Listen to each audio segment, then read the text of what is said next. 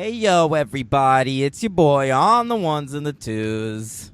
Your host, D-Train Daniel Ehrenberg. Hey, Num Shiba, everybody. It's your co-host Henry Papali. Welcome. Welcome to episode 57, in which we're covering another pair of Steven Spielberg films. This Yeah. time, Raiders of the Lost Ark and Indiana Jones and the Temple of Doom, in which we start to talk about Indiana Jones. So, Henry, does that mean that we have to watch every episode of the Young Indiana Jones Chronicles? What I read in the rider that is in my contract for this show is that no. Okay. Yeah. But we Specific- will have to watch Kingdom of the Crystal Skull. Yes, which, as I stated last week, I've never seen. So. Yeah. Yeah. Okay, let's just start with Raiders, huh? Yeah. It's a classic. I will say straight off the bat to our listeners, I'm pretty sure I've only ever seen this movie once before rewatching it for the podcast. Wow. It is not one that was in my rotation. I don't really know why. I think it just... The fact that it was a period piece, for some reason, as a kid, didn't appeal to me. Interesting. And so it never entered my rotation. Where, like, when I was a kid, I would constantly watch Back to the Future and Ghostbusters and Right. Clue the Movie and Star Wars, which is a period piece, too, by the way. It takes place a long time ago. It's true. True. But, in a different way. Right. And Back to the Future at least has a cool 80s kid back in time. Right. Yeah.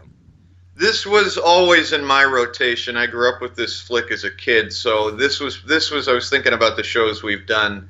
This is definitely in my pantheon of most watched movies, along with Die Hard, Predator, Alien, Jaws.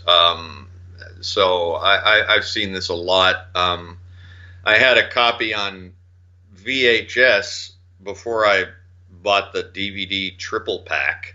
Ooh. And I think I watched that VHS to death. But I haven't seen the movie in its completion in about 6 years, I was thinking. So it's been a while. Somewhat fresh for you. Yeah, and I have it on DVD, but I purposely got the Blu-ray because I'd never seen it on in high def, and I wanted to see it. So it was worth getting on Blu-ray. I was glad I did that. Okay, I want to play out a scene here. This is how Indiana Jones came to be. All right, so Henry, you're Steven Spielberg. You're building a sandcastle on the beach. Okay?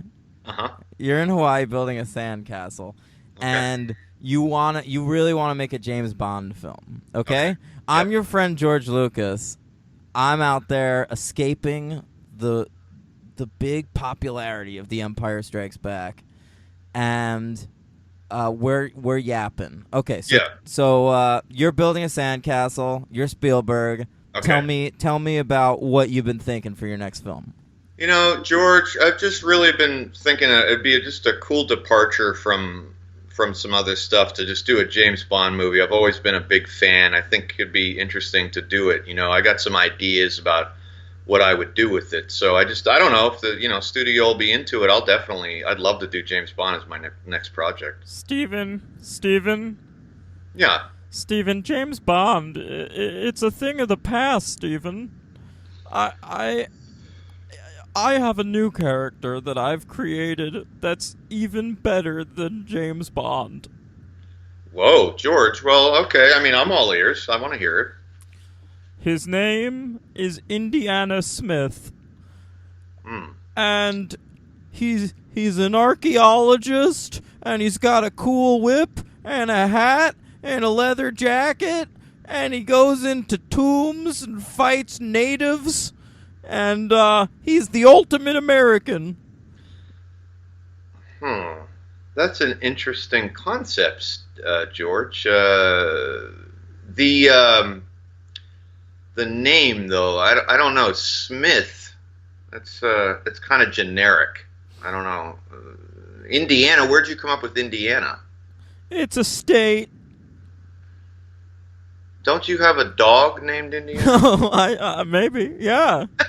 Yeah, I have a dog. I'm naming him after my dog. Well, George, if do you have it planned for like 3 movies? Three Tell movies. Tell me the truth. Tell me the truth. Do you have 3?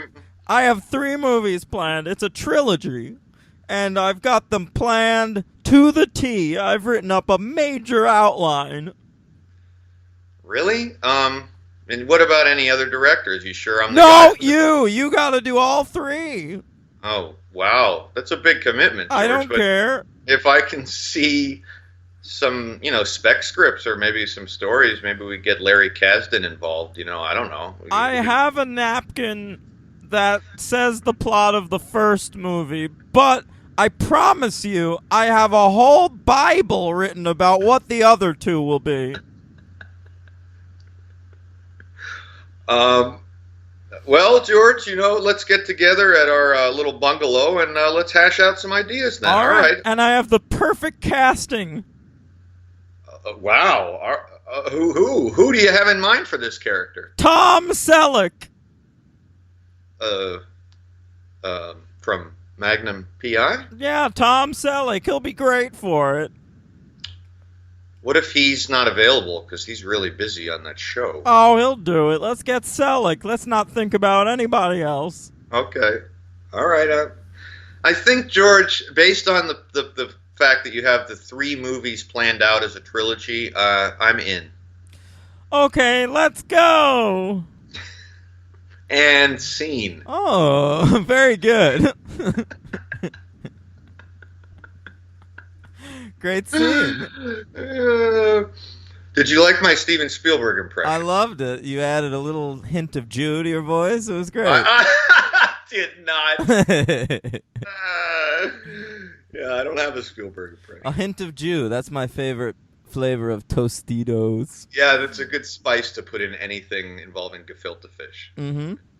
All right, so Raiders of the Lost Ark gets made by Steven Spielberg, written by Lawrence Kasdan with story credits by George Lucas and Philip Kaufman.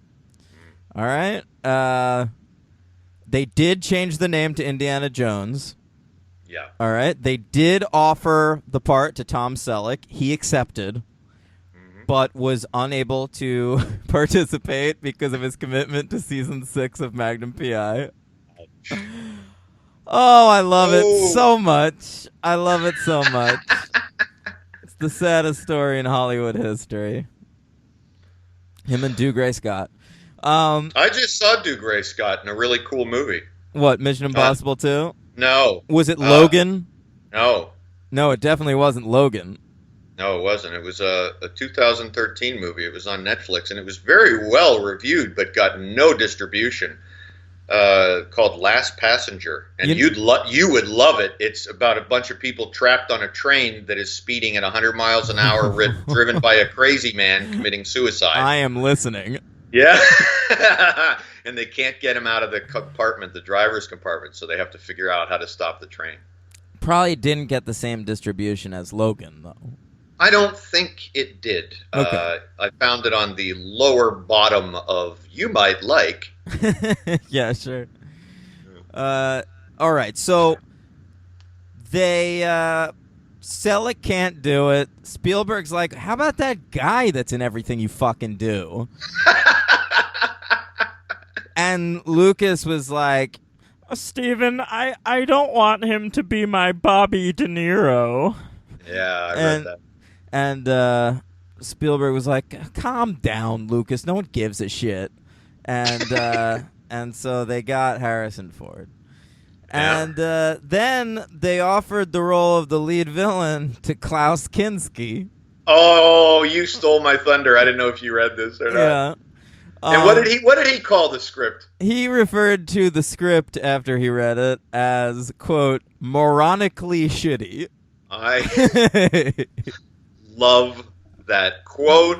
I love Klaus Kinski, and I love that phrase. Putting those two words together, I don't think I've ever said anything was moronically shitty. I will be from now on. It's the ultimate insult. It's fantastic. I love it. I could just picture Klaus Kinski with like a parrot on his shoulder, like screaming at Werner Herzog, just saying it. This script is moronically shitty. Do not bring me this script like this again. Again. Do you want to talk about Larry Kasdan at all, or are we doing stats before we get into that? We could do that. I mean, if you want to hear our thoughts on Spielberg, listen to Jaws, like from 2 episodes ago. Yeah, that's a good point. You don't really have to get into him. Yeah. Lawrence Kasdan, though, that fella... Well, I mean, he's... Well, I mean, he's got a lot of good... He's got 5 credits that I love. Empire, Jedi. Yep. What else? Raiders. Sure. And then 2 that I think are really good movies. Didn't he write The Big Chill? I despise that movie, but yes. Mm-hmm. I think he wrote and directed that. I love that movie because Kevin Costner's dead the whole time. I love that movie because of its reference in High Fidelity. Yeah. All right. He wrote some garbage. He wrote Silverado with Kevin Costner as well. Mm-hmm. But he wrote 2 movies. He wrote and directed Grand Canyon, which I always liked. I never saw it. Oh. And he wrote and directed Body Heat, which I love. Of course you do. I bet you jerked off to that one once or twice. Oh, he also wrote and directed that movie that was on when you came down to visit me that time, and we were like making a lot of fun of it. Wyatt Earp. Sure, Wyatt Earp. Hey, wait, he really likes Kevin Costner. Jeez. God, he's one of those. He also wait 1 second. Body Heat is a Mickey Rourke joint. Well, he's in one scene, but he's famous for that scene. He stole it. Yeah, William Hurt and Kathleen Turner. That's what made her. I just want to say that yesterday I was watching WrestleMania from 2009, and I guess Mickey Rourke had just done The Wrestler, and he just fucking showed up at WrestleMania and started like beating people up. It's pretty cool. It was crazy. Good for you, Mickey. Yeah, he had his Iron Man 2 hair also. He might have already been filming. Oh boy. Mm-hmm. Yeah, probably. That's probably what's going on. Yeah. Anyway, fucking. What was So I he's gonna a- say? he's a good- he's a good he screenwriter. also wrote Mumford, which I enjoy, I never saw that. and he wrote Force Awakens, Oh, right. Yeah. which is great. We'll get there. Like you said about Bond, 1 year. Yeah. No, I think we should do Star Wars maybe around Christmas or something. Yeah, and then we I- can do Last Jedi. Yeah. Oh, is that when that's coming out? Yeah. I haven't been following. Okay, so Indiana Jones and the Raiders of the Lost Ark was released June 12th, 1981, with a budget of $18 million and a box office of $389.9 million. Bonanza. Crazy. We've already covered that year in box office. It was number 1 for the year. It was nominated for 8 Oscars. It won 4 of them for Best Visual Effects, Best Editing, Best Art Direction, and Best Sound. The 4 it lost were Best Picture, which it lost to Chariots of Fire. Bullshit. Wow. Director to Warren Beatty for Reds. That's fine. Yep. Score to Chariots. Cinematography to Reds. It is in the National Film Registry. It's on some AFI lists. I was waiting. Let's do it. I didn't look, but American I knew it would be. Film Institute. Wait, I gotta cue up the music. Hold on. AFI. Oh, I love that jingle. So it's so catchy. Is why I Yeah, like it. that's what I thought. Yeah. So it is the number 60 movie of all time. But when they redid their list 10 years later, it was number 66. All right, move back a couple notches. I don't understand because with AFI, I figured this would be the number 1 movie of all time. No. It is the number 2 movie of all time on Empire Magazine's list of the 1,000 best movies of all time. They're pretty good sometimes. We never really talk about Empire. They're funny. Yeah, they're fun. They had I believe The Godfather at number 1 and Raiders at number 2. How about that? Wow. Yeah. Jaws was in the top 10 also. I looked at the list a little bit. It was all right. I remember about 10 years ago, huddled with a bunch of buddies at the store where I worked. We were all slacking off, big surprise, and we were reading Empire's greatest movie characters of all time.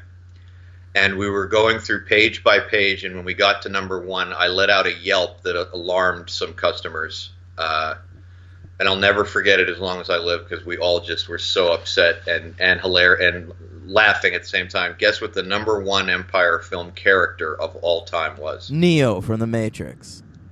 Not too far off. Johnny Depp's Pirates of the Caribbean. Oh, Jack Sparrow? Yeah. That's a really bad list. Yeah. All right. So back to AFI. Oh, I need to hear that fucking jingle again, please. Yes, hold on. If I... So good. I don't know whenever they recorded it, too. It's a little off-key, but whatever. I like makes it. I more like charming. it. Yeah, Yeah. it's more charming. Yeah. All right, it's the number 10 most thrilling movie of all time. Sure. And Indiana Jones is the number 2 hero. And listen, Henry. Yeah. You may recall that the number 2 villain of all time, or no, it wasn't number 2, but on the villain list was the shark from Jaws. Oh, right. That's right. So my question to you is, who wins in a fight? Indiana Jones or the shark from Jaws? Oh, I think Indiana Jones, he's got that bullwhip, and he seems to be able to get out of any situation. So That's true. He'd probably just shoot it, right?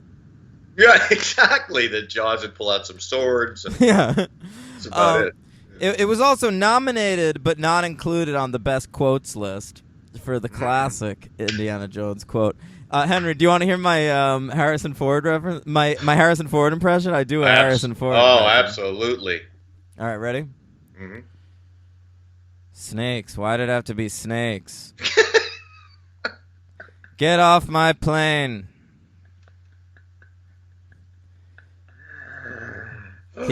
Keep it up, kid. You'll be floating home.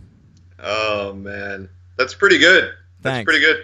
Although I do think in this period there was a little more emphasis on some exclamations. Snakes. Why did it have to be snakes? Well, there's some shouting in Temple of Doom that I thought was funny. Yeah. Yeah. Okay. But overall, that's pretty accurate. Can you do the I didn't kill my wife? Yeah. I didn't kill my wife. She's a real working girl. What's Sign. up with all these Amish people? Wow, that Yeah. good pull from Witness. That is a direct quote from Witness. What's up with all these Amish people? I'm the commander of a submarine. And the one from what about the one from Frantic, where he's clearly frazzled and frantic? What's going on here? Oh,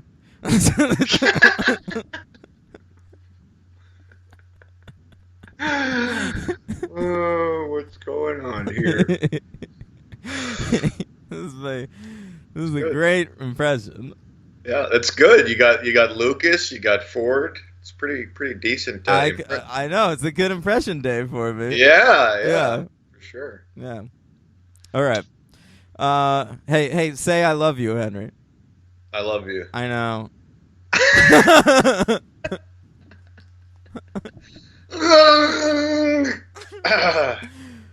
Okay. That hurt. I was trying to do Chewbacca. It didn't really work. Oh, I didn't hear. I didn't notice.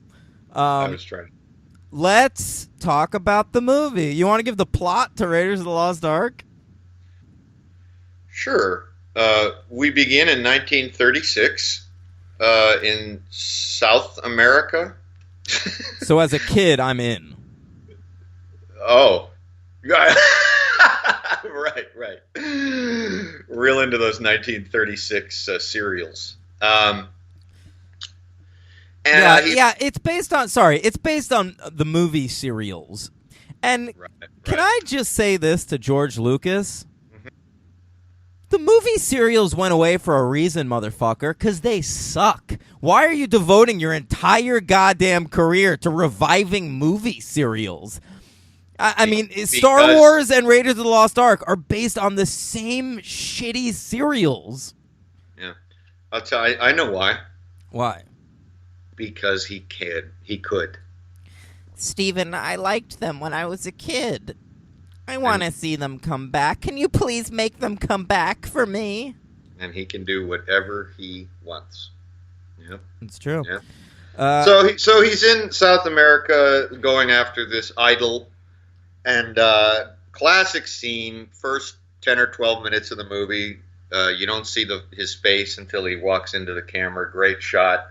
You just see his back, and he uses, I believe, one of the coolest inventions for a weapon in a movie, which was the bull whip. I think it's a really cool choice. And then we got the great boulder scene. He lots of booby traps and all that kind of shit, and he gets the idol only to have it stolen by the French Nazi archaeologist rival René Belloc.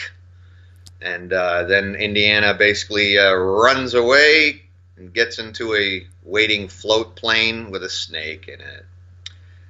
All right, let's just talk about that part right away, that beginning.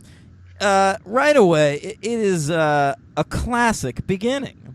I didn't remember you get the giant ball like in minute 5 of this movie. Oh, really? Yeah, wow. It's awesome. It's a one of the best openings of any movie ever, for sure. Yeah. Also, as an adult, I'm appreciating Alfred Molina hanging around. Yeah, isn't that something? Yeah, he's doing his weird, all-purpose accent that he does in Magnolia. Right. Yeah, and because of the way he looks, everyone had just typecast him for 20 years, and then realized he was actually British. He's the best. I love. There's so many great bits straight off the bat, man. When Indy has that spider on his back, and then Alfred Molina turns on, and he's just riddled with giant spiders. Tarantulas. Yeah. Those are giant spiders, no? I guess. Yeah. You say giant spider, I think of a giant spider. You say tarantula, I think of tarantula. Oh, it's true. Were you thinking I was talking about Wild Wild West? I did for a second. Okay. Because I was still in Will Smith mode. Oh, sure. Understood. Yeah. I'll be more careful going forward. Yeah, you should be, because there's a lot of bugs in these movies. So let's try to be entomologically correct. And I'm scared of bugs, dude. So I don't do well with bugs, and I was okay with the spider shit, but those bugs in Temple of Doom were bumming me out. Fuck that. I was going to ask you, actually, before we continue. You got to do a sequence, or forget shooting a sequence. You're alone. You have inadvertently found yourself trapped in a basement or a garage. You got to deal with either snakes or bugs. What do you take? Are the snakes poisonous? No. Then snakes.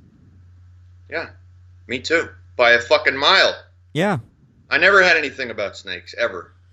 I can see why one would find them scary, but I've even pet a snake before. Yeah, me too. Bugs are fucking gross, though. Yeah, I agree. Especially the bugs in these movies. We're not talking about ladybugs, No, we're not talking about ladybugs. Not the Rodney Dangerfield movie. Oh, I wish that had a sequel. Okay, so we're watching this great opening. It's a classic family film about stealing from natives. And impaling heads and very bloody. Yeah, and we'll get to that. And Molina double crosses him, but he still manages to get across just by sheer force of will. And and it's got everything in that. It's got everything encompassed in Raiders in that first 12 minutes. You got humor and action and betrayal and everything just right away. It's what you want. Basically, that opening scene is what Indiana Jones would have been if it actually was an old movie serial. That's true. Yeah. It just looks incredible and is staged brilliantly because it's directed by Steven fucking Spielberg Yeah, at and the height of his powers. did you read that thing about Soderbergh? Yeah, I did. Yeah. Yeah. What do you think of that? What? That's Soderbergh says like that's the best or whatever. No, What is it? no, that he released a version of the film in black and white with no dialogue, no music, and just an electronic score to show people how brilliantly the movie is staged and shot. Oh, I didn't read that. Yeah, that's cool. I mean, Soderbergh's the best. I love that Soderbergh has the fucking time in his schedule to do that. Go make Anyway. a third season of The Nick, you weirdo. I would really like that since it's one of my favorite shows. Yeah, No, it is. great All show. right. So Anyway, keep so the going plot. with the plot. Yeah, it's pretty simple. He gets back to California teaching at his university where all the girls are in love with him, and another funny scene. Man, that one girl who wrote "Love You" on each one of her eyelids and keeps Yeah. closing her eyes so he could see. What a creep! So then some government agents there come to see him and want to know, basically, long story short, what he knows about the Ark of the Covenant because the Nazis are trying to get it. It's a lot of exposition, and I am tuning it out. It's not that long, though. It feels long, I guess, when they're in that kind of school hall type thing, but I don't think it's bad. I mean, it gets it all out of the way so you can get to start traveling. Hurry it up, buddy boy. Yeah, me or The Kat? movie. Oh, yeah, right. So basically, Indiana has to find this head of the staff of Ra so he can get the staff and put it together and figure out where the Ark is located before the Nazis can get to it and have an invincible Nazi army. And so he goes to search in Nepal and to find his old colleague, Abner Ravenwood, who is dead, but his daughter is there, playing a drinking game with some crazy Nepalese lunatic. And, Yeah. And the Nazis come in and blah, blah, blah. He gets the... why can't I think of the word for what that little circle is? Like penchant? Or Pendant? Pendant. Brooch. Yeah. All right, let's stop there and review a little bit. Okay. All right. We're introduced to Karen Allen. Yeah. Effervescent Karen Allen. Yeah. Just... you could feel the heat coming off the screen. And she's great. I love her in this movie. Yeah, she's good. She's really good. She's tough, really tough. Yeah. She's a prototypical quote-unquote strong female character. And But really, before in action movies, that was sort of the norm, right? Like, that's why I said prototypical. right. Yeah, Mhm. yeah. She drinks this fella under the table, which I guess we're supposed to find sexy. Every time she's drinking in this movie, dudes are just getting hard over her drinking skills. It's ridiculous. Meanwhile, the next scene, there's like a big fight, and she's talking to Indy, and she should be really drunk, but I guess they forget they just did that, and That she's occurred not to at me. all drunk. That occurred to me for sure. Yeah. That was sort of a big oversight, but. But Karen Allen is great, and so great that I think if this movie came out, you would get super liberal film critics saying, like, Indiana Jones is a bore, but Raiders of the Lost Ark is worth seeing for Karen Allen. Yeah, which isn't true because Indiana Jones is awesome. Yes, Yeah. he's great. He's a Mhm. great character. He turned out to be a great character. Harrison Ford is great in it. I mean, it's one of those roles. It's pretty impossible to think of anyone else at the time who would have done. Selleck. Yeah, right. No fucking way. Yeah. Stick to your beaches, helicopters, and butlers there, Selleck. Beaches, Yeah. helicopters, and butlers. What is that a Yeah. reference to? Magnum P.I. I watched it as a kid. Are there butlers? Yeah, he's got like that assistant who's his right-hand man. He's like his fucking butler. All right. Oh, and stick to your right-wing politics, you fascist. Anyway. Is he? I didn't know that. Oh, yeah. Tom Selleck, big time. All right. Well, listen, I'm from a different era, Henry. I am younger than you. I primarily know Tom Selleck as Monica's boyfriend on Friends. That's hilarious. Mhm. Yeah. I not me. Yeah. All right. Keep going. Okay. So essentially, it just takes Indy takes Marion with him to what is it, Marrakesh? I don't care. Yeah. to locate his friend Salah, and the best digger in the land, and so they can help unearth this ark. And Indiana discovers the Well of Souls, where he puts the staff together with the pendant, and discovers where the ark is located exactly, and there's a whole bunch of adventure that ensues. Yeah, this is the part of the movie where for 1/3 of this movie, Harrison Ford is wearing a fucking hijab.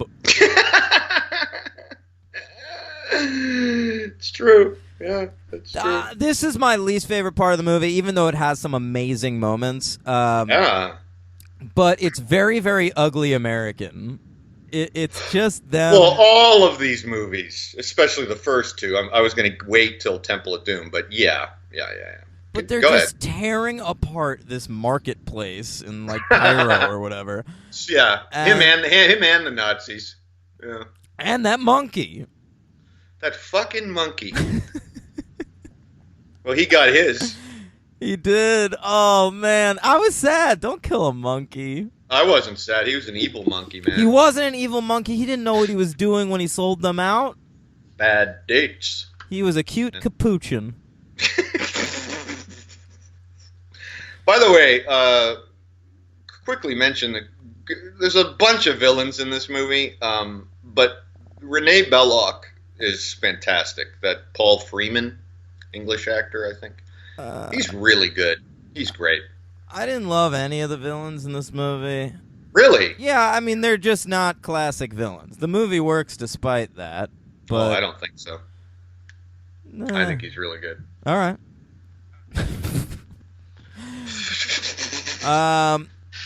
Just saying. No Did one you like impressed Salah? me. No one impressed Did you me. like his? No one. No other besides Karen Allen and Ford. Yeah, they were fine. I like that moment where the one guy who got like burnt by the pendant earlier comes back with like the pendant basically burned into his hand. That's pretty baller. Yeah. And I like the scene where Karen Allen is trying to escape and stuff. That's pretty good. But they're mostly all the scenes in this movie are good because of Harrison Ford and Karen Allen and Spielberg, of course.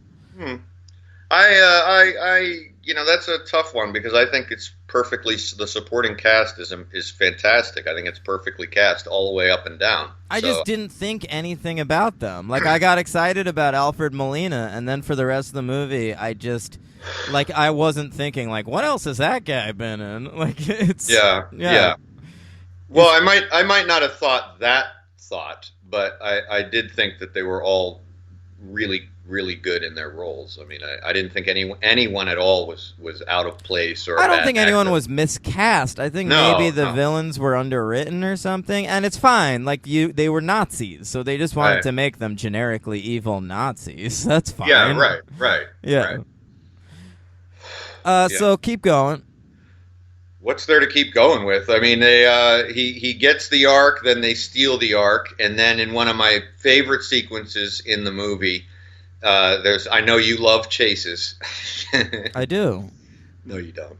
I do sometimes. I don't like comedy chases. Right. Oh, yeah, buddy action film comedy chase. But the truck chase in this movie is fucking incredible. And Henry, I have to tell you something about my reaction to that scene that's downright embarrassing. What's that? That scene where he's like on the grill of the truck. Oh yeah. And he manages to get under and comes out the other side when he kicks the driver out of the car and commandeers it. Yeah. Because I didn't know this movie and I didn't know to expect that to happen. Yeah. I involuntarily clapped. Love it. I love it.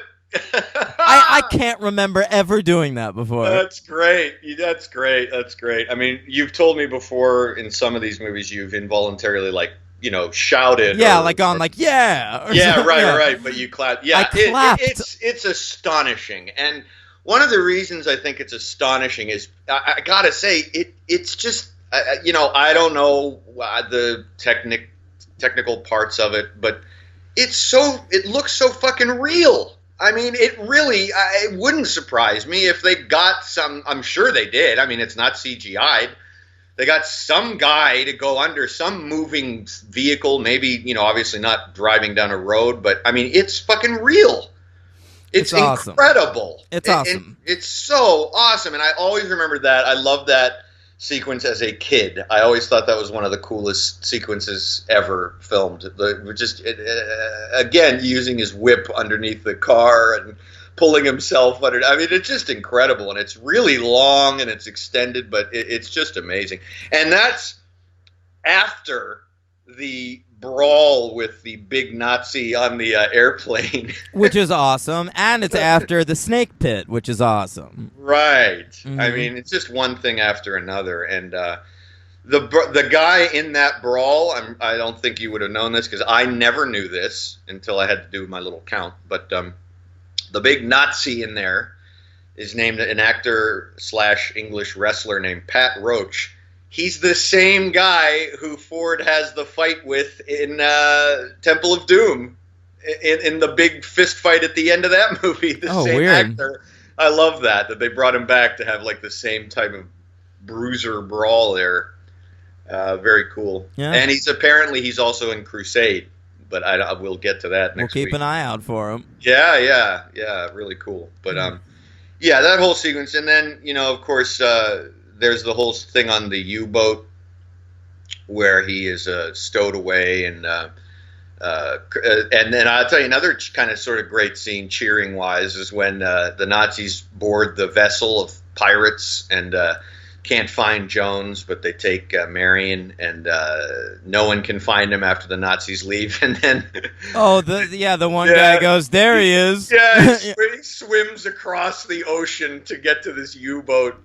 An impossible feat, and climbs upon a submarine, and it's just great. And he gives him sort of an exhausted acknowledgement of like, yeah, I made it.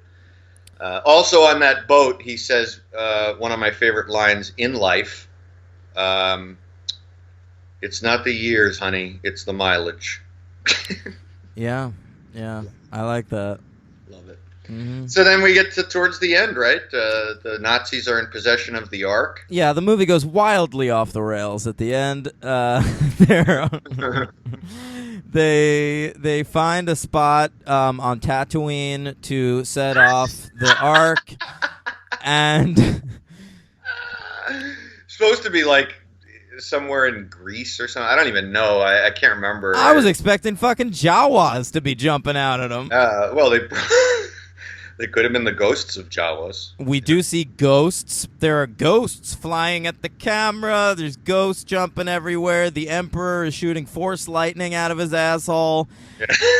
Faces are melting. It is ridiculous. It's bananas. Yeah. And, which brings me to 2 points. One, which I never noticed, which I made a note of, which was interesting historical accuracy, which is when the whenever they fly anywhere, they show that like map, which I thought was a nice little touch. I love that. It's too. Nicely old school. Exactly. When they fly across Israel, it's 1936, so it's labeled on the map as Palestine. Mm-hmm. Did you notice that? Yeah, at one point they also have a stopover in Iraq. Yes. Because actually Iraq was only a country at that point for about 7 years. Anyway, for you history buffs out there. But anyway, yeah, that was interesting. So Israel was not called Israel at the time. And then something major occurred to me, my friend. Major thing occurred to me. It never occurred to me before. What is it? It has to be that as an archaeologist, after the experiences of Raiders and Temple, and I assume Crusade when we get to it, but call me a curmudgeon, a spiritual curmudgeon, but I always figured Indiana Jones for the atheist type, because he even says a few times, if you believe in that sort of thing. Yeah. But how could he? I don't think he could be an atheist anymore. I want to get to that in Temple of Doom. Okay. Because I have a lot to say about that. Oh, all right, good. I didn't know if you'd even think about that or not. Yeah. So can we put that off for a few minutes? Absolutely. Yeah. Yeah. All right, so Raiders ends. You see the government sort of delivering the Ark to this big, love it, sort of bunker of treasures. I love that shot. I love that sequence. Mm-hmm. It's so great and a little bit chilling. It's a sequence that is mimicked in the pilot episode of The X-Files, where at the very end, the cigarette-smoking man wheels the alien samples into a similar kind of area that's cool. in the Pentagon. I didn't know that. That's cool. Yeah.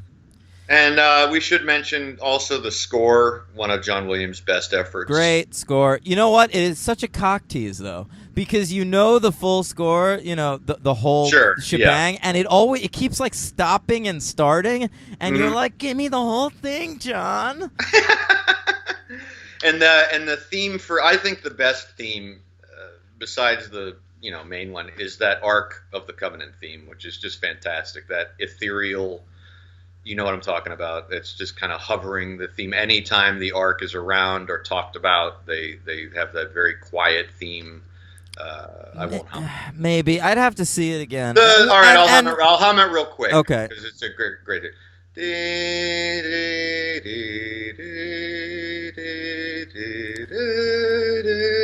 Yeah, I know what you're talking about now. Yeah, that's great, good. Great. Yeah, I mean, Raiders is a movie I should have been watching all these years, so I'll definitely watch this again. Good. In the not too distant future. And the cinematography is by Douglas Slocum, a British fellow who did all of the Indiana Jones movies, save the last one, because I think he was dead. But he has a hell of a filmography, and this guy was shooting tons of movies. But he was actually really excited to work. He loved shooting these indie movies. And needless to say, they look great. And they look great. I think that's part of Spielberg. Probably would have been okay with someone else, but I don't know. It just this guy just gets every lighting situation correct. He's dealing with daytime, nighttime, tombs, all kinds of visual effects in his way, and he still shoots the movie beautifully. It's great, and the special effects are good, except for one really bad instance of green screen in the background of the digging scene. Yeah, I know what you're talking about. I almost thought that was sort of on purpose, but I don't know. I thought you were going to talk about during the truck sequence when it runs over the Nazi and it's clearly not running over anyone. Don't care. Shows the body kind of like a dummy getting thrown out of a window. I support any Nazi deaths that are on screen, so yeah, agree. I'm fine with that. Good point. Doesn't matter how they happen. No. Yeah. Was Raiders on your best movies of 1981 list? Sure was. You want to do them? Yeah, mine too. Let's do it. Okay. And I might even move it up now after rewatching it. Yeah, well, me too, but we're going to stick with... We're sticking with the list we made years ago. All right. Okay. What do you got? Number 10. Michael Mann's Thief. Good one. I have John Waters' Polyester. Okay, never saw it. Number 9, Taps. I have Blowout. I never saw Blowout, which Great is movie. a big gap in my, You could tell I was sort of grasping a little bit here for my lower bottom half here. Number 8, For Your Eyes Only. Although it is the second best Roger Moore movie of the Bond movies. I have Scanners. Oh, I've seen that since. Don't think I had seen it at the time. Okay. Number 7, Escape from New York. I have Prince of the City. Good one. Mm-hmm. Number 6, Body Heat. I have Raiders of the Lost Ark. Oh, wow. That's low. All right. Number 5, I have Stripes. Not on my list. I like Stripes, too. Interesting. I have An American Werewolf in London. That's a good one. Number 4, I have Prince of the City. I have Escape from New York. Oh, there you go. Number 3, I have The Road Warrior. I have My Dinner with Andre. I hadn't seen that movie then, but I have seen it since, and I'm not a fan. Oh, that's crazy. Great movie. Yeah, I was excited to watch it too, and we'll talk about it another time. Okay. When they do the sequel. Yeah, when we cover My Dinner with Andre on the podcast. Number 2, Raiders of the Lost Ark. I have The Road Warrior. Okay. And number 1 movie of 1981, I have Reds. Mine as well. Oh, look at that. Yeah. I love Reds. I love it too, but I'm thinking maybe Raiders should be number 1. No, I'm still happy with Reds at number 1. If I had to do this now, I think I'd pop Raiders in higher up. I think I'd put it at number 4. I think I'd move the Road Warrior back a couple spots. Yeah, it would be like 1 Reds, 2 My Dinner with Andre, 3 Raiders if I did it now. Okay. Yeah. All right, let's do the second one, Indiana Jones and the Temple of Doom. Oh, wait a second. MVP, oh, right, LVP, of star course. rating, Excuse super me. count. Excuse me. Jesus. Yeah. All right, MVP. I got a tie. Who is it? Harrison Ford and Steven Spielberg. I know. I know. Listen, MVP is Harrison Ford, Steven Spielberg, and Karen Allen. Those are the 3 reasons this movie works as well as it does. To you. To me, so yeah. Are those going to be your 3 MVPs? 3-way tie? Harrison. I'll give it to Harrison. Okay. I don't have an LVP, so I really tried. I'll give it to Lucas. Wouldn't even have the movie without him. I know. Okay, love it. All right. Okay. Rating. 5. Fucking A. Me too. Mm-hmm. All right, we'll run through this, baby. I got a 6 count on the superhero. Okay, hit me. Sala, played by John Rhys Davies. Yeah, Jonathan Rhys Davies, sure. He was in something that I think I want to see. He was in the 1989 TV movie, The Trial of the Incredible Hulk. I've seen it. Playing Wilson Fisk. Yep, Daredevil's in that too. Yeah, is that worth watching? No, but it's kind of fun just to see like 80s versions of all those characters. Yeah. And then 4 cartoons. I'm going to just run through them real quick. Mm-hmm. He played Thor in a Fantastic Four cartoon. He played Thor in a Hulk cartoon.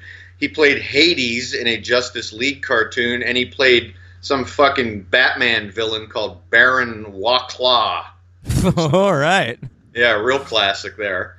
All right, number 2, the Nazi with the black-suited, black-coat Nazi, Ronald Lacey. Yeah, that's the part Klaus Kinski was going to play. That's right. Ronald Lacey, R.I.P., no longer with us. Mm-hmm. He was in Red Sonja. Good pull. Yeah, that movie keeps coming up. Yeah. Alfred Molina, obviously. Dr. Octopus. That's right, in Spidey 2, and then played in 3 different cartoons. He played Ares in a Wonder Woman cartoon. He played Destiny in a Justice League Dark cartoon this year.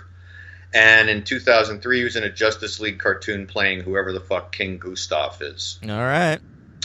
Probably doing that accent. Yeah, for sure.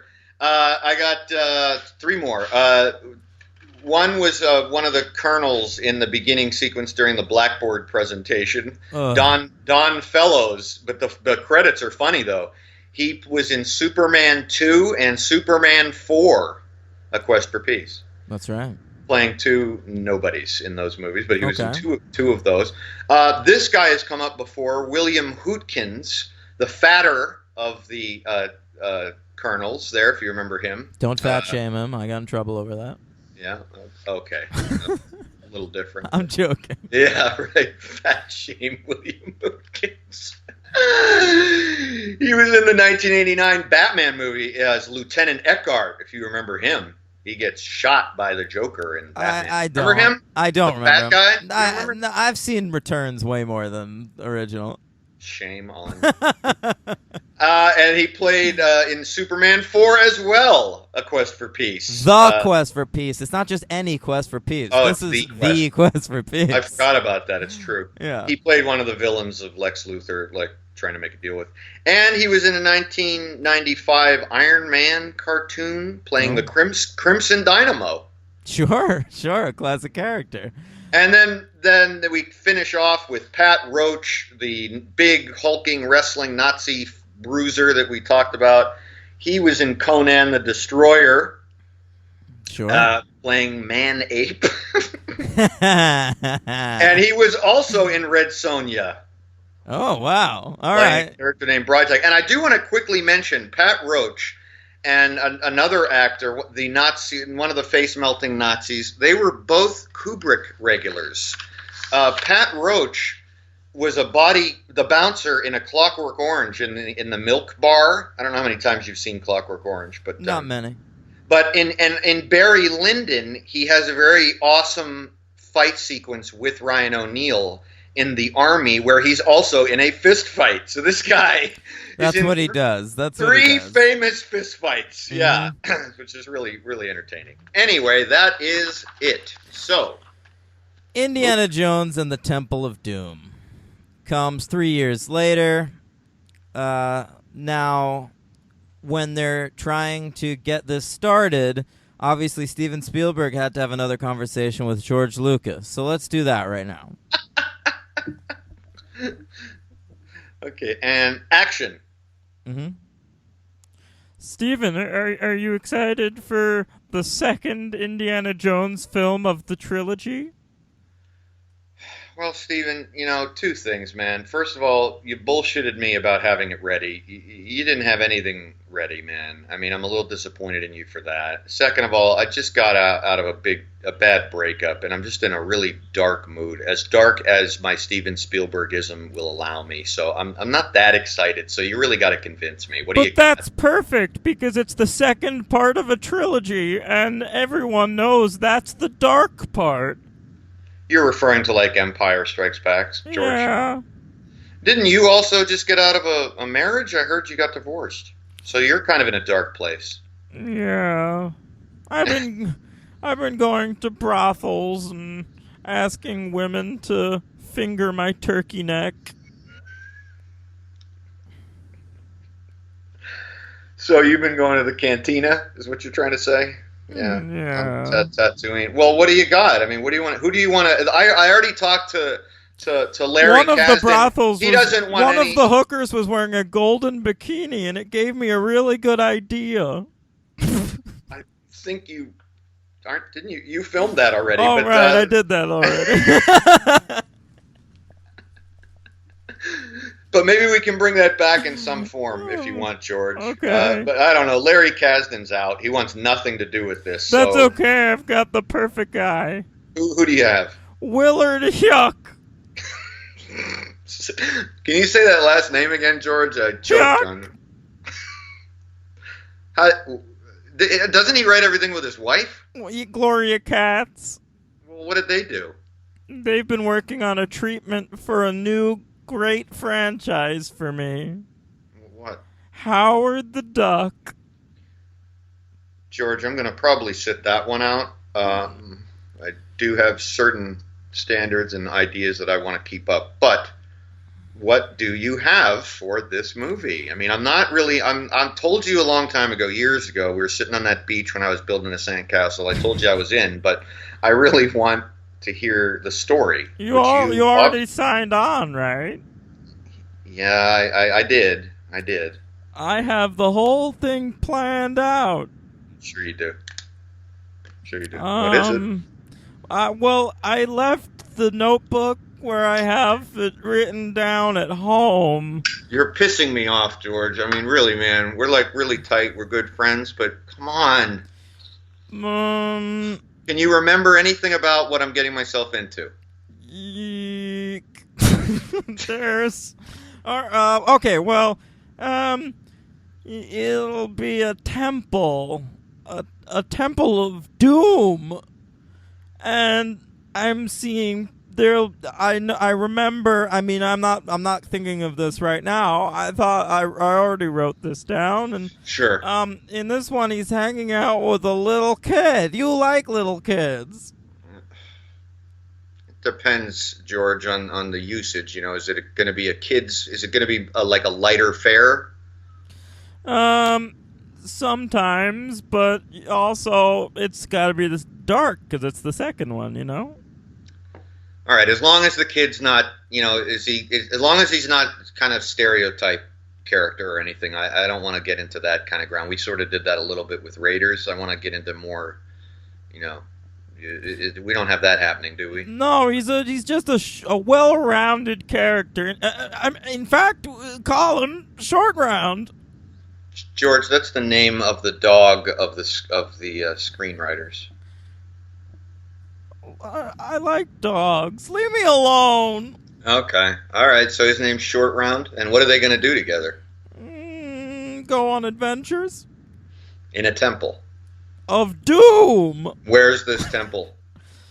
A What country. I'm thinking Asian, maybe. All right, George. We'll go have some drinks and we'll hash it out and figure in our collective misery. We'll see what we can get done. Okay. Sounds good to me. And scene. Oh, all right. That must hurt your voice. It does. It's annoying after a while. Yeah, I could hear that. It must have been tough. All right, so George Lucas had no plan whatsoever. I know that Short Round is named after somebody's dog. I think it's the screenwriters. I could be wrong, but I'm pretty sure that he is. Anyway. All right, so Spielberg's back to direct. The script is indeed by Willard Yuck and Gloria Katz, who later wrote and directed Howard the Duck. George Lucas with a story credit. This was released May 23rd, 1984, with an increased budget of $28.2 million and a box office of $333.1. Not quite as massive as the first one, but pretty darn massive. Yeah, dude. It won the Best Visual Effects Oscar. As for the box office, it came in at number 3 for the year behind Ghostbusters and Beverly Hills Cop. That's about right. Yep. Okay. You have your top 10 list for that year? I do. Let's do it. Okay. 1984. I would definitely switch my number 10 out for what I wrote a note in 2011 whenever we did these, 2010. I don't remember the year we did them, but I wrote a note, have not seen Once Upon a Time in America in its 4-hour version or Paris, Texas. Yep. Well, I have since seen Paris, Texas, so would replace my number 10, but we're not doing that today. Okay. So I have a note here, honorable mention Purple Rain. That wouldn't be anywhere near my list. Mm-hmm. But okay. But my number 10 would be replaced, but it was a childhood favorite of mine, The Never-Ending Story. Okay. Oh, Jesus. That's a terrible movie. Yeah. My number 10 is A Nightmare on Elm Street. Ooh. Okay. Number 9, Broadway, Danny Rose. I have Love Streams. Never saw it. Yeah, Cassavetes. Oh, that's why. Number 8, one of my favorite movies. I don't think you've ever seen it. Moscow on the Hudson. I have never seen it. One of Robin Williams' best performances. My number 8 is This Is Spinal Tap. Oh, good one. Good one. Number 7, Indiana Jones and the Temple of Doom. Very nice. My number 7 is The Killing Fields. Okay. Number 6, Beverly Hills Cop. My number 6 is Ghostbusters. All right. Number 5, This Is Spinal Tap. My number 5 is Blood Simple. Okay. We have very similar lists. It's turning out. Number 4, The Killing Fields. My number 4 is Paris, Texas. Yeah, would have been my number 10. Number 3, The Natural. My number 3 is Stranger Than Paradise, Jim Jarmusch's first film. Number 2, Blood Simple. My number 2 is a real Henry favorite. You ready? Sure. Amadeus. Oh, God. I know. Me and Orson Welles, the only two people who despise that movie. Orson Welles. I'm What in was good he company. doing in 1984? Fucking working on the Transformers movie? He was eating at a restaurant at La Masson, but that's all right because I'm in good company. And the number, but Amadeus really got on my nerves. Oh, we're going through an Orson Welles impression. Oh, wow. The number one movie of 1984 is Ghostbusters. The number one movie of 1984 and one of my top 5 favorite films of all time is that 4-hour cut of Once Upon a Time in America. Yeah, which I really, really need to see. Mm-hmm. Yep. I really need to rebuy it because I lent it to some people that I'll never speak to again. Don't you love that? It's great. Yep. All right. So Indiana Jones: The Temple of Doom begins with a really weird song and dance number for no reason. Well, it's not for no reason. Apparently, Spielberg really wanted to do a musical, and I read that that's what he got in return. He got to do a musical number. Has Spielberg ever done a musical? No, right? I don't think so. No. Huh. With his, featuring his future wife, Kate Capshaw. I've got a real bone to pick with Kate Capshaw in this movie. I knew that you would. I knew it. Yeah. So one weird thing about this movie is that it's a prequel. Right. We're a year before the events of Raiders, so it's 1935. Yeah, which I don't totally understand. I don't know why you do that. There's not really a reason. Yeah, there really isn't, because you could have made it a year later, and it really wouldn't. I mean, I don't know. Yeah. I don't get it. Because they didn't have a plan, that's why. What are you talking about, Henry? Yeah, that's exactly why. However, I loved that opening sequence with the antidote and the poison. I thought it was great. It was stupid. I loved it. I hate Kate Capshaw in this movie, Henry. I hate her. Okay. She's a horrible character played by a horrible actress. I don't think she's a horrible actress. I do think her character leaves a lot to be desired. Yeah, and she's grating. She's grating. And she almost was my LVP, but I had to make a last-minute decision, so we'll come to that later. But, by the way, you want to mention the name of the club that they're in? Oh, so embarrassing. So embarrassing. Club Obi-Wan. Ugh. Yeah. That's disgusting. Yeah. It was, I don't even know what, if I were Spielberg, I would have been a little annoyed at Lucas already for throwing me into to something without a story, but he even does him a favor, like, hey. Or do you think it was George just like sneaking it on set? I think it was George. He told the production designer that he told some best boy, he's like, I can't do his voice. You could do it. He was like, can we call the club the Star Wars Cantina? Steven's at lunch. Go stick that. And the guy was like, no, we really can't do that. We'd have to get the rights to use the term Star Wars. I can get you the rights. No, it's not a good idea. Well, how about just Club Obi-Wan? Sure, George. Fine, George, go home. Mm-hmm. Go start working on those remakes of the Star Wars movies. I have those written already.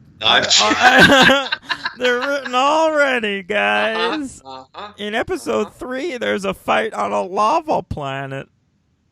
That was the one thing he said for years, like to prove that he had them written already. Spoiler alert, that's one of the only sequences in those movies that I love. Yeah. Okay. Anyway, all right. You want to do the plot? I did the plot for Raiders. Sure.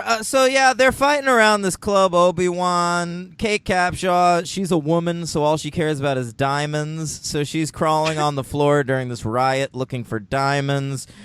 Indiana Jones is running around. He impales a guy with a shish kebab, which is pretty baller. Yeah, I didn't remember that. I don't know, start from the outset, I did not know this movie as well as the other ones, but I knew it pretty well. But, yeah. I'd seen it once. So you were coming at this sort of the same experience as the first one? Even less than the first one. Okay. Yeah. He comes out to the car. Turns out he's got a driver waiting outside, a young Asian boy named Short Round. He's driving with boxes on his feet because he's too short to hit the wheels. It's a big chase scene. They end up on a raft. The raft is made of magic, and it flies through the air. It was a magic carpet ride. It made was. by Steppenwolf. It was a magic raft ride, and everyone... Oh, by the way, quick point. Didn't want to forget this. Willie Scott, another character named after somebody's dog. Oh, that's Kate Capshaw's character. Uh-huh. Mm-hmm. We're just naming things after dogs. Then what are we naming dogs after? It's a good point. Because we got Indiana, we got Willie, we got Short Round. I mean, I might be forgetting another one. I don't know. Yeah. Anyway. Yeah. Naming dogs George Lucas. I don't know. So they fly away on this raft, and everything's going great. And then they end up in this little village. Where are we now? We're in India. Okay, we're in India. We've decided to malign this culture now. Mm-hmm. So the children keep going missing from this village in India, and Indiana Jones decides that he's going to figure out just what the hell's going on here, and it's a real white savior situation. Big time. Yeah. Really bad. Yeah. Really, really bad. So, Indy, they and Short Round and Kate Capshaw go to this palace where they're welcomed with open arms. My favorite line of the entire movie is Indiana Jones introducing his friends, and he says, "This is Mr. Round." It was funny. It's funny. Yeah, no, that's legitimately funny. Listen, I didn't hate this movie. I'm not going to just talk shit about the entire thing. It's good, yeah. It just kind of sucks a lot of the time. Right. A minute mention really quick. Our listeners might have even been wondering. We were supposed to have on our friend Jan Martino, but he had to cancel at the last minute. Hopefully, he'll be on next week. Hopefully, to do the last two. But I know that he was looking forward, as far as I understood, to skewering this movie. So, like with a shish kebab on I that believe so. So he missed out on that, but I don't know if either of us are going to skewer it, but I'm sure we'll give it a hard enough time. I'm going to skewer it. No, you're not. You're going to give it a hard time like me. Because you know as well as I do, it's still enormously entertaining. So they have dinner at this palace. I love the no comment on that. And continue. Yeah. Everything is just snakes and bugs. And they're eating Indian cuisine. Not. Yeah. I looked it up. That's right, listeners. What? Nothing they're eating is any part of anybody's cuisine in the world. Yeah, right. Yeah. Monkey It's brains, just I think, are actually. But that's it. Well, not in India, they're not. I did. And I think it's just a lot of Spielberg and Lucas just being little kids, seeing whatever grosses them out. Yeah. Yeah, I mean, this fucking dinner, it's a Survivor immunity challenge, for fuck's sake. It was ridiculous. I'd lose right away. I'd win. I could eat anything. I could not eat anything that they served. I could eat it all, baby. I'm impressed. Really? Even the scarabs? Hit me. Were they alive? No, they were dead. Fine. I'll eat a scarab. Even given your distaste for bugs? Yeah, because I can eat one if they're dead. Oh, baby, I've eaten, not like, me. grasshoppers and shit. Really? Yeah. Wow. Mm-hmm. Did they make you do that in Atlantic City when you auditioned for Survivor? No, they did not make me do that when I auditioned for Survivor. I did that on my own volition. Oh, all right. Of my own volition. Okay. So, we're in the palace. We're in the palace. We're treated to a wonderful love story between Indiana Jones and Kate Capshaw. Kate Capshaw says, I could have been your greatest adventure. I want to smack her. She is the worst. I just the worst character. That stupid scene where they're in like separate rooms, like playing chicken, like who's gonna come to whose room first. Well, one of the hardest parts for that scene, and this is one of the only times I'm gonna say this. I'm sure you were so annoyed by the sequence that this didn't even cross your mind. But the score during that sequence is terrible. Williams apparently also might have thought that sequence was terrible, and rather than writing any music, just almost verbatim stole the scherzo to Tchaikovsky's Fourth Symphony. And all I could think of was, wow, we're not even trying. We're not even imitating. We are just taking the music. All that pizzicato strings. Sure. Endless. Yeah. Anyway. All right. So they discover a secret passageway, right? Yeah, there's a lot of bugs. It's way more disgusting than exciting. Yeah, I mean, it's almost so disgusting you almost want to turn your head away. I did a couple times. Yeah, and I don't blame you. However, I liked when that sequence, because I liked when Ford and Shorty are in the Spike closing room thing, and they have to get Willie to come out and save them, and he's just screaming at her, and she's too scared to put her hand in there, and he's just like, all you do is you see his fist come out, and this is when I was talking about that made me laugh. Yeah, when Harrison Ford is actually acting with some effort, and he's like, "Do it now." Listen, when I rip on Harrison Ford's voice, like, sometimes he does that and he is acting with effort. He's just playing a subdued sort of character. Right. It's like, I have no problem with that. It's in some movies when he's bored that I have problems with. But yeah, I agree. He's always on point with Indiana Jones. He puts in his best. I read that he worked out, and you can kind of tell for Harrison Ford in like the 80s, not a lot of, unless your name was Schwarzenegger or Lundgren or Stallone, you didn't really work out. He's kind of ripped in this for like an average looking guy, right? Yeah, and you can tell way more in the first one, because there's a shirtless scene in the first one where he's a little beanpole. That's right. Mm-hmm. What's Indiana Jones's motivation in this movie? To save the Indian village. Why does he care about that? Because he's a white savior archaeologist with a heart. Why doesn't he just leave? Yeah, he could. Well, I think he also wants to find this stone because it in itself is an archaeological find, no? I guess. But he's going through an awful lot. He really is. He goes through a lot more in this movie almost than he does in Raiders. Also, wouldn't he have a better time finding this stone without the dead weight of Willie and Short Round? Absolutely. Absolutely. In fact, I think this movie would have been better in two ways. One, if he was alone. And two, and hear me out, listen to this idea. They should have made the British Empire the bad guys, trying to enslave the village, since that's what the British Empire did to India anyway. Not to get boringly political. But I think that would have shown a little bit of sensitivity and a little bit of cultural foresight.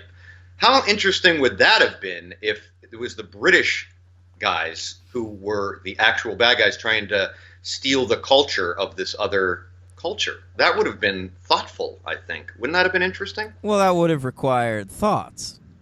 Oh, right. Mm-hmm. Forget it. I'm sorry. On the part of George Lucas, Willard Yuck, and Gloria Katz. Willard Howard the Yuck. Yeah, Howard the Yuck. I do think this. I think I wrote it down. For the first 56 minutes of this movie, and it is 2 hours, the first 56 minutes of this movie are wildly uneven. But once we hit that 56-minute mark, I think we're in pretty good. Once we get into the Temple of Doom, we're in pretty good shape. That right? It takes that. I think that might have even been the mark. It might have been like about that long to really get into the Doom. And I think we're good. I mean, as a kid, I remember being very disturbed by the heart pulling out of the chest sequence. Great. Yeah, it is great. I agree now. But it was rather traumatizing as a kid. Yeah. I opened this podcast by saying Om Nam Shiva, and this movie about a little bit. Didn't it because it was rated PG, no? Right. Yes. And that caused such a stir with families because the second half of this movie is just a fucking den of horrors. It really is. And so families were mad, I guess, and it ended up causing the PG-13 rating. Yeah. The first PG-13 movie was what's that movie? I just watched it for the I first don't know. time. The Brat Packers, and there's an invasion of The America. Outsiders? Nope, it's an invasion of America by like the Russians. Oh, Red something? Dawn. Red Dawn. This with the old Swayzer. I watched that for the first time on Independence Day this year. Oh, I've never seen it. It's not very good. Okay. I also like to point out there is something we did not mention in Jaws, but Spielberg really likes shooting stars. Really? I didn't notice that. There's two shooting stars in Jaws. I know there are. And there's one in this. Okay. When Indy is deciding whether or not to take on this mission, there's a shooting star behind him. I do have one major problem with the third act of Temple of Doom. Sure. Indiana Jones is just a fucking Hawkeye zombie for a bunch of it. Not for that long. It's a little weird. Like, he's Hawkeye zombie. Yeah.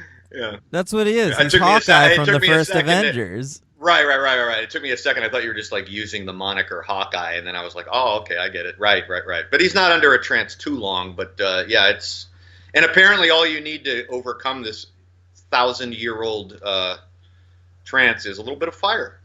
Yeah, and that part was a little silly for me, but there's some fun stuff in there. The villain is really scary, like really scary. He's good. I love the little Indian kid walking around with an Indiana Jones voodoo doll. Yeah, that was cool too. I agree. Yeah, the fucking chase in the mine shaft. Forget about it. Makes I mean, no sense whatsoever, but is so entertaining. It doesn't matter. it is incredible. It's and baller. I mean, it's amazing, and you can see this. Well, it wasn't CGI back then, but whatever the hell they were doing, you can see it, but it doesn't fucking matter.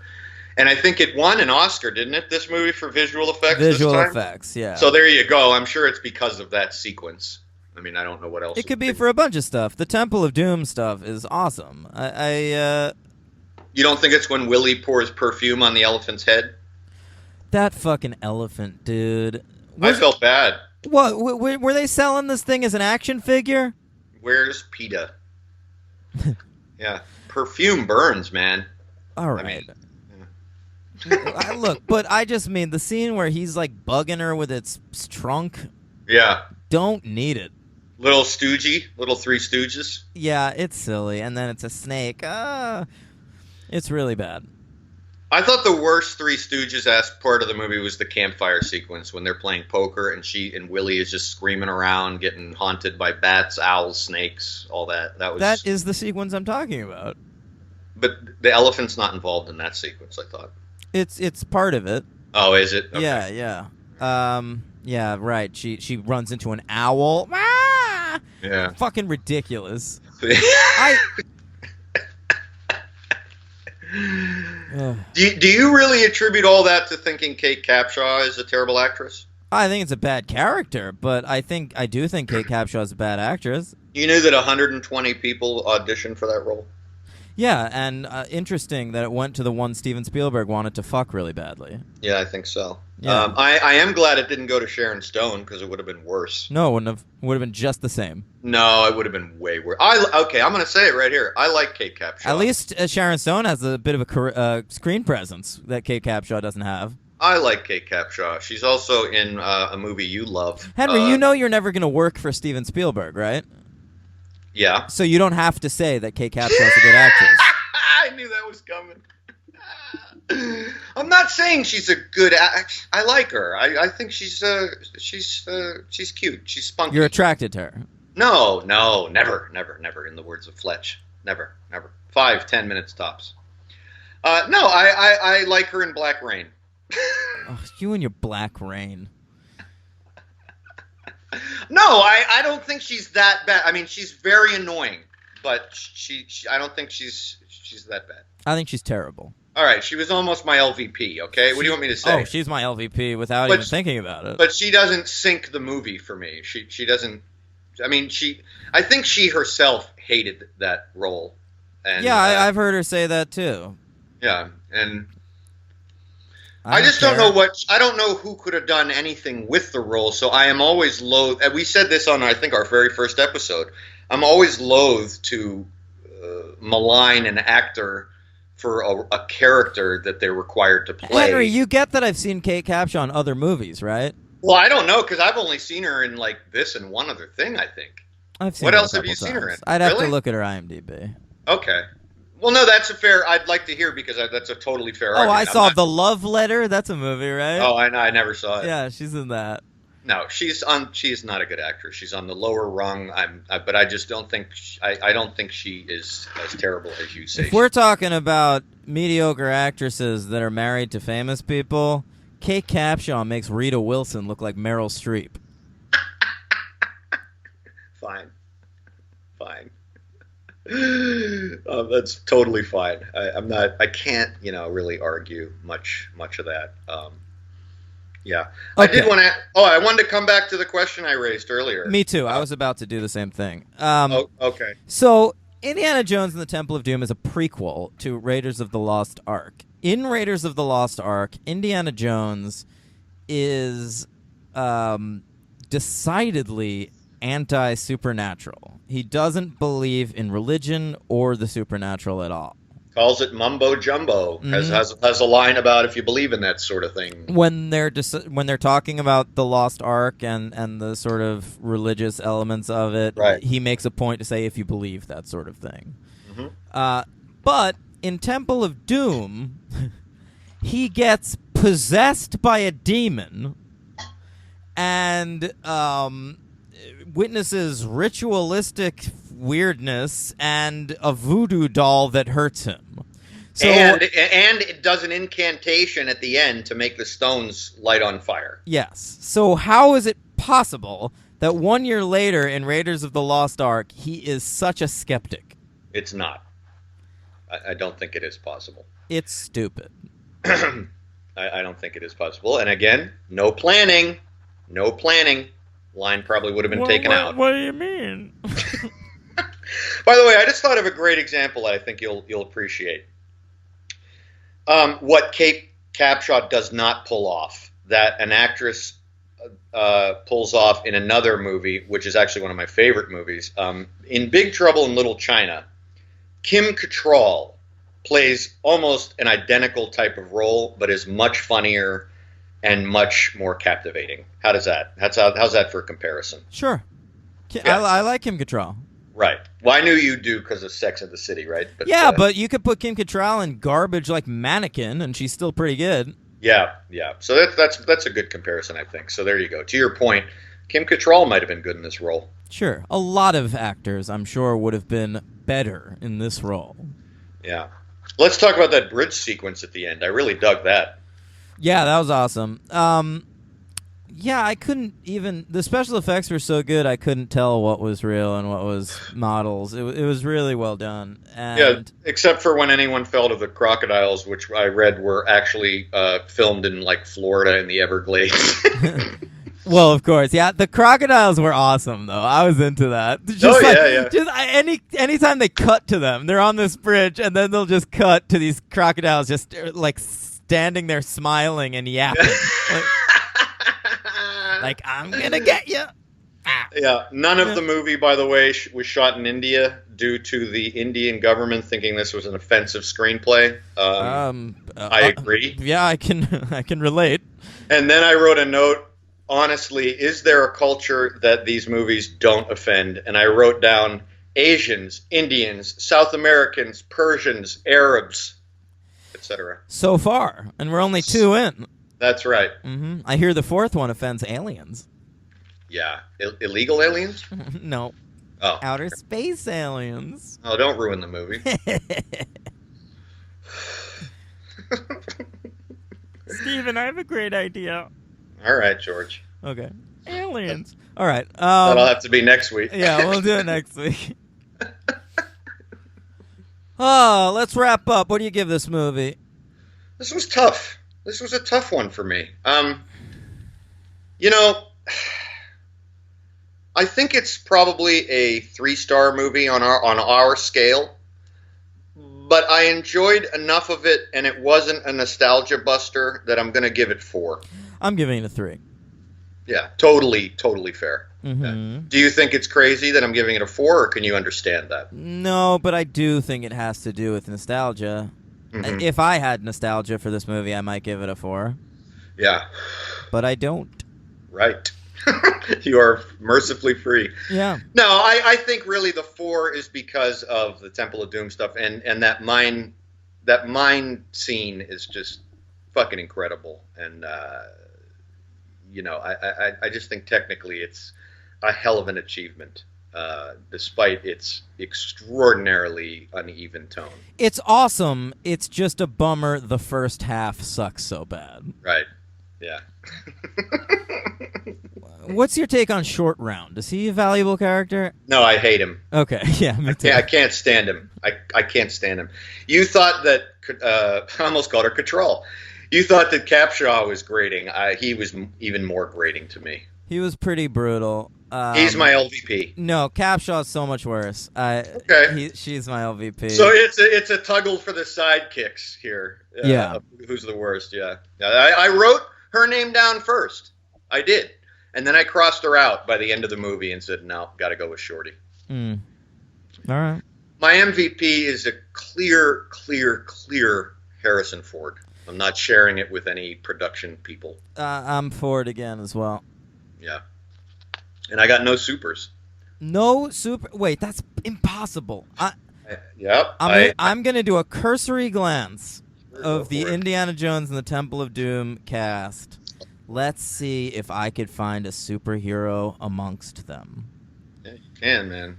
I saw Short Round in 2 movies this week. Did you know that? Get the fuck out of here. Yeah, I rewatched. What? I did a sweet rewatch of Encino Man. God, you're a masochist. No, it was great. Held up. Uh-huh. Hey, Dan Aykroyd showed up in Temple of Doom. Remember that? Yeah, I know. That I know. was And weird. apparently in the same shot were Lucas and Spielberg, but who noticed them? No, everyone's trying to. The whole time I was like, "Is that fucking Dan Aykroyd?" Yeah. All right. Nah, you're right. No superheroes in this movie. Interesting. Yeah, it's been a long time since that's happened on this Yeah. show. Harrison Ford's never been in a superhero movie? No, which is amazing. Yeah. That's I know. shocking. I'm sure he will be. We got time. Probably DC will pick him up. Oh, 100%. Yeah. He's going to play Flash's uncle. No, yeah. No, he'll play fucking Beast Boy's dad.